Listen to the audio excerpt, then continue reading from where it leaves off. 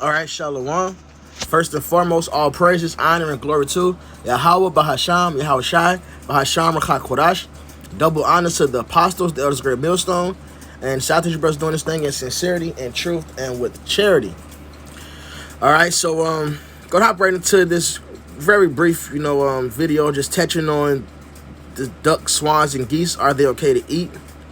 All right, which this is who posted it. The Lions Den main page. Now they do give double honors to the apostles in the beginning of the video, but that's besides the point. Look, we avoid duck, swans, and geese, and this is why we hit these precepts, which he mentioned Leviticus 11, 18, and I'm gonna grab a link off the internet, man, because we're not to deal with it, because there's a thing of kind. See, with the birds, you read through Leviticus and Deuteronomy 14 when it mention birds. It may mention one bird, then it say after his kind. So you understand, it's not just talking about this one specific bird. It's the bird in the same family. Like you look at the animal kingdom, all right? You have kinds. You have cat. You have, let's say, felines, all right, or cats. But you have different. But all cats are the same kind. Now, every cat isn't a tiger. Every cat isn't a calico. Every feline isn't a lion. But they're the same kind. Okay. They're the same kind. They're the same family. So with the birds, it doesn't name every bird. It'll name this one bird and say after its kind. So you understand, any bird in the same family you can't touch. Okay? So this is Leviticus 11:18, and the swan and the pelican and the gear eagle. Okay? In fact, let me get this kind example first. Right, verse 14, and the vulture. I'm starting 13. These are they which ye shall have an abomination among the fowls. They should not be eaten. They are an abomination. The eagle and the ossifrage and the osprey and the vulture and the kite after his kind. So all birds in that same family. Every raven after his kind. And the owl and the nighthawk and the cacao and the hawk after his kind. And the little owl and the cormorant and the great owl and the swan and the pelican and the gear eagle. All right, which swan and pelican are both water birds, But anyway, let me get this word for swan, because I believe this is where the confusion came in. Or maybe, I don't know. Who knows? But anyway, this is the Hebrew word. It says, chanashamath. Salaki, whoa. Danashamath. Danashamath.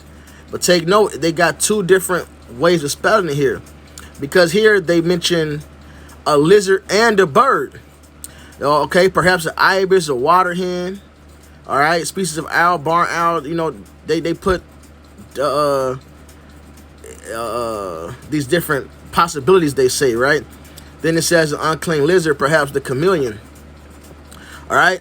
Nevertheless, when you look at Leviticus, the same word is used twice. Once is used in the bird family, and once is used for the creepy crawlies, So it's two different creatures it's speaking about. So one is talking about a bird family, one is talking about a creepy crawly. That happens even in English. All right, you have dogs and you have a dogfish, which, if I'm not mistaken, a dogfish is lawful. It's like even you have the dolphin and you have dolphin fish. It's used the same word to describe two different animals. And a dolphin fish is lawful, but dolphin itself is not lawful. It happens right here that both times this word is used is for unlawful creatures. Unlawful bird creature and an unlawful creepy crawly creature. Okay? But here's the thing. When you go right here, it lets you know what type of bird animal it's speaking about. Okay? It says art, this Latin right here at the bottom. Because the first part, it talks about the creepy crawly, whichever, that's the thing about it says lizard maybe, or chameleon, whatever, right? But we're speaking on the bird part. It says an unclean aquatic bird, all right, LXX, i.e. Ardea purpurea, vulgar, Cygnus, okay? Cygnus. We're going to keep that word in mind, that Latin word. Keep that Latin word in mind. Okay? And Deuteronomy 14, you know, tells you the same thing about the birds.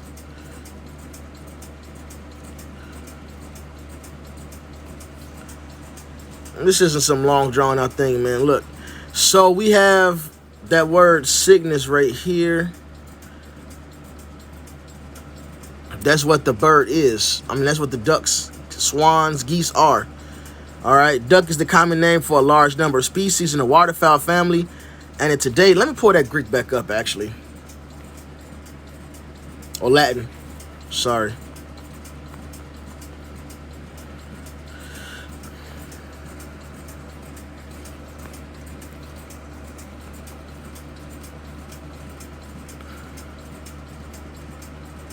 All right, I got the Latin right there.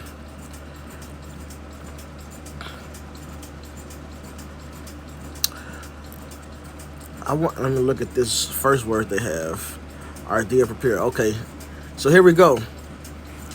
You have duck is the common name for a large number of species in the waterfowl family, the kind, okay, which also includes swans and geese.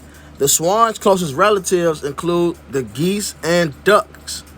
Swans are grouped with the closely related geese in the subfamily Anserininae, where they form the tribe Cygnini. That same word, the Cygnus, okay? In fact, I'm going to just type that word in, see what Google pops up for it. Cygnus, oh, there you go, the swans. All right, which I have another little thing put up already, which is going to mention that swan itself in particular, because that was a mute swan. Okay, and it says what? Cygnus oler, which that swan mixed with this goose makes that, and that's the thing. So look, it says waterfowl and wildfowl are well known to the birds which hybridize, crossbreed frequently, both in captivity and in the wild. So this, hey, you know, animals don't crossbreed, you know, as far as different animals, like trees. You can't take an orange tree and mix it with an apple tree. You can't graft those two things together. It has to be of the same kind to do such. Same with the animal kingdom. Okay? A dog and a cat can't mate. All right? An eagle and a duck can't mate. They're two different kinds. But look, below you can find some of the hybrids that's seen in the world. It occurs. Ducks, geese, and swans can either hybridize interspecific, so different species in the same genus. All right, so different type of ducks can deal with different type of ducks, or different geese with different geese, right? But check it out, and it says in a generic, different species of different genre. So ducks, geese, swans can actually deal with each other. Some of them being fertile, some not.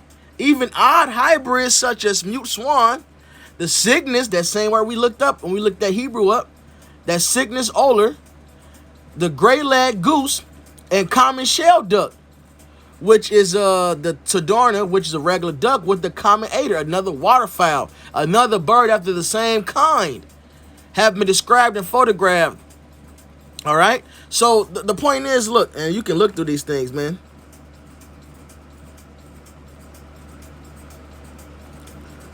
You know, just different ducks. I mean, yeah, because technically they're all ducks. See, Esau put swans, they call them all swans, but really they're all ducks. Or it's like the scriptures call them all swans, but Esau call them all ducks now. Because you look up the word duck, like we just had right here, you know, duck is the common name for a large number of species in the waterfowl family and today. So they all classified as the duck kinds now. But in the scripture we read, they were all classified as the swan. Did it say swan and goose?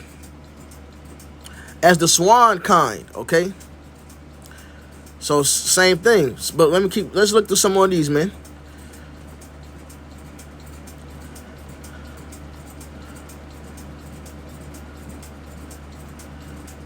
You know, so look, it's something we can't deal with, man. It's that simple.